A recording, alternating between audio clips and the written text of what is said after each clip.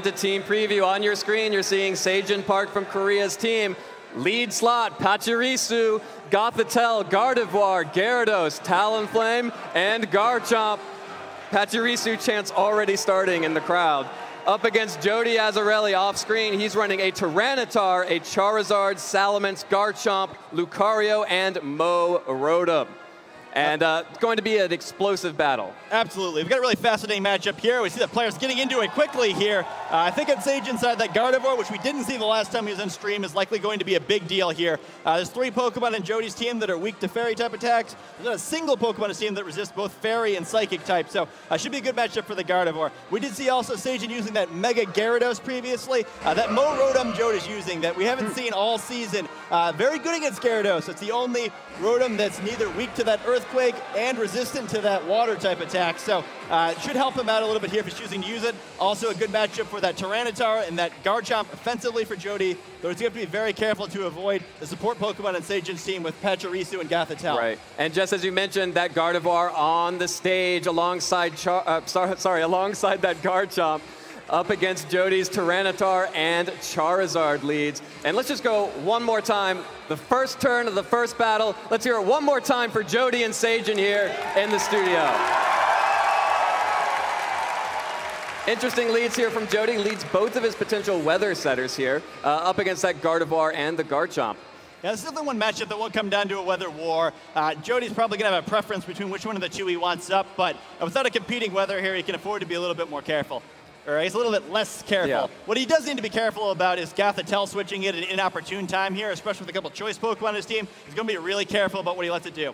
We do see a Protect coming out from that Charizard immediately, but Moonblast from Gardevoir gets the super effective attack onto Tyranitar, but it is going to fire back with a Stone Edge, getting a whole lot of damage there. Rock Slide from Garchomp is going to be avoided by Charizard thanks to that Protect. Deal a little bit of damage to that Tyranitar, enough to put it into Moonblast KO range. Sandstorm not quite enough to get the KO onto Gardevoir there.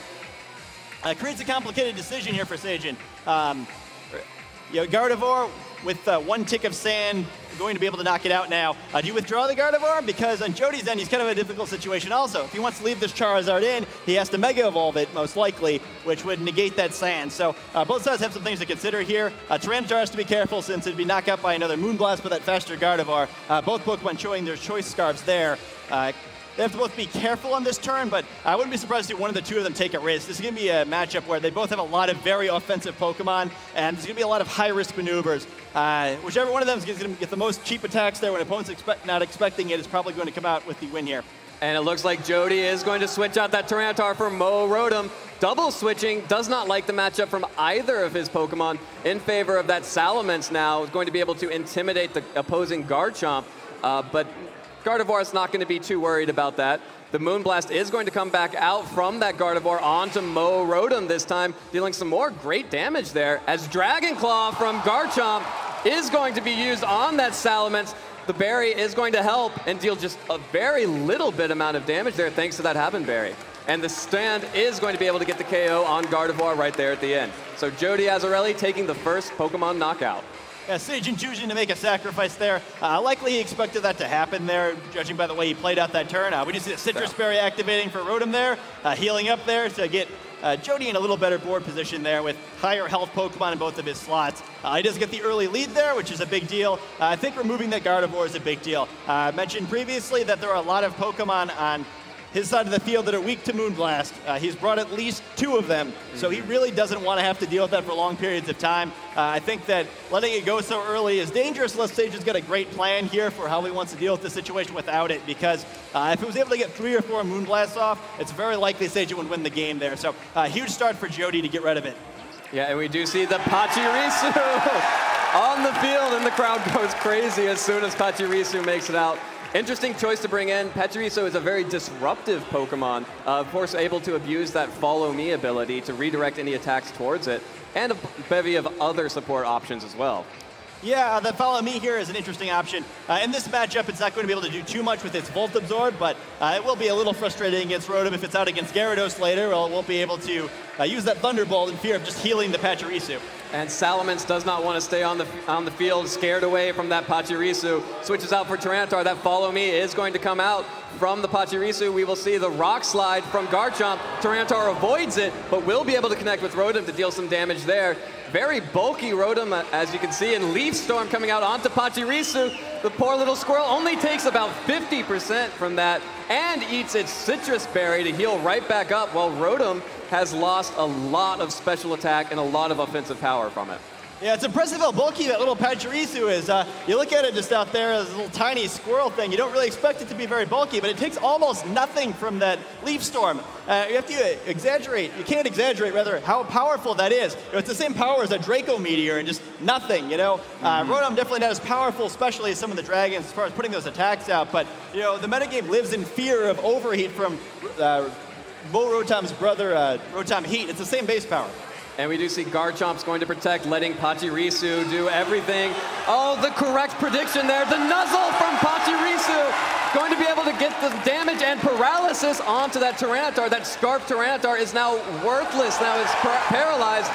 Huge protects coming out from Seijun, blocking both the Ice Punch and the Will-O-Wisp and getting the paralysis on that Scarf Tyranitar. Yeah, excellent play there. He probably noticed the Cherish Ball previously, knowing that this Tyranitar is from that promotion.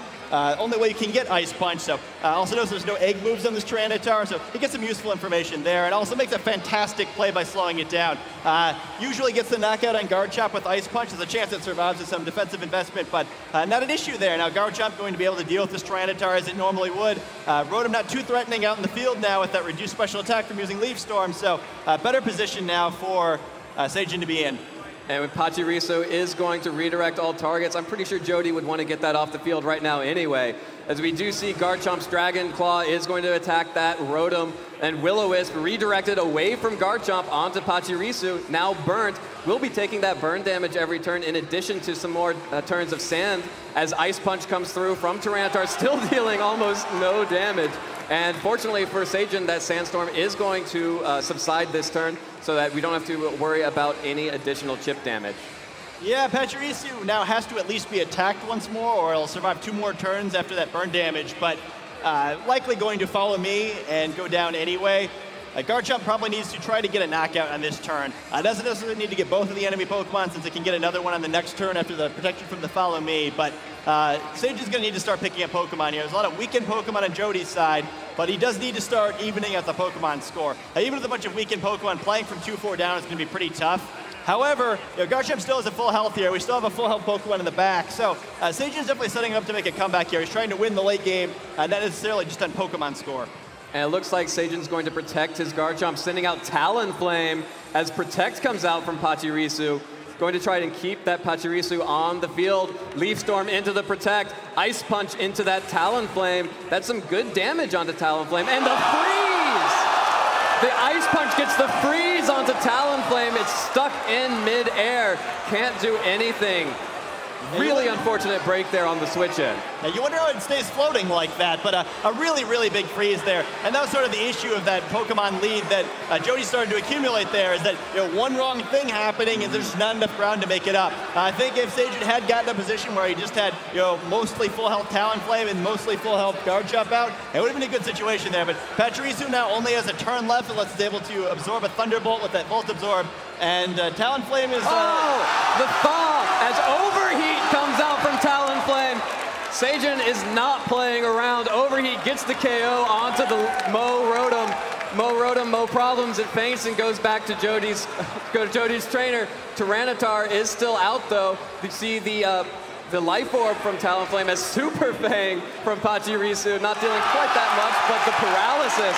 Tyranitar fully paralyzed. Seijun was not happy about that turn of freeze, and Pachirisu finally faints thanks to the burn. Yeah, Pachirisu certainly did his job, though. It's gotten Seijun to a very manageable position now.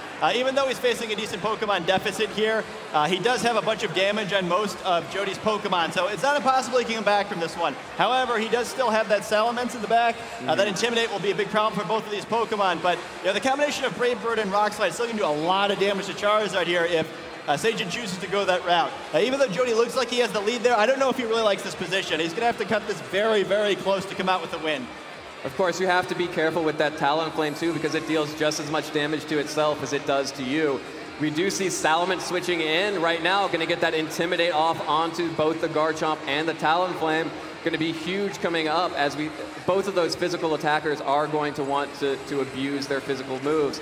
Charizard going to go ahead and Mega Evolve into Mega Charizard Y, going to summon the Drought, going to bring the Sun and strengthen the attack of all the fire moves on the side. Of course, Talonflame probably not going to want to be using that anymore, but Brave Bird will come out from Talonflame using that ability to make it priority. It's going to deal a lot of damage to Charizard, a little bit over half. Gets the recoil damage and the life orb damage, and the Rock Slide is going to connect with both Charizard and the Salamence. Is it going to be enough? Gets the KO on Charizard. Salamence still around, but Charizard going down for free.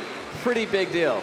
Yeah, I think Seiji should be able to take this one. And you know that Super Fang in the last turn by Pachirisu there, it seemed like it was so irrelevant, only doing 17 damage there. I don't know if it's actually going to end up being so.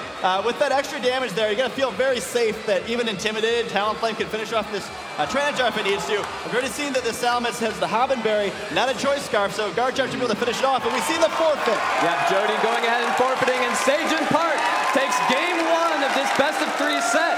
Let's hear it for Jun, everybody. Huge win for Jun. You always want to take that first game in a series. It just